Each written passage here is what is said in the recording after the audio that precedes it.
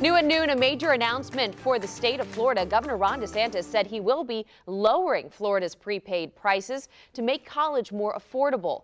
The plans will be lowered by $1.3 billion, which will help around 224,000 customers.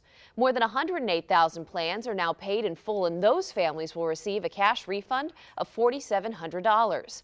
The remaining plans will have lower monthly payments and may be paid off earlier than anticipated. These changes are due to the successive years of lower than anticipated tuition increases and fee inflation.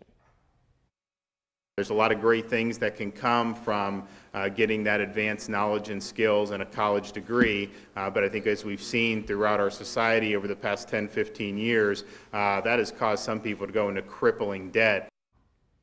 For the upcoming 2020 plan year, families will pay the lowest rate in 5 years, starting at $44 per month for a newborn.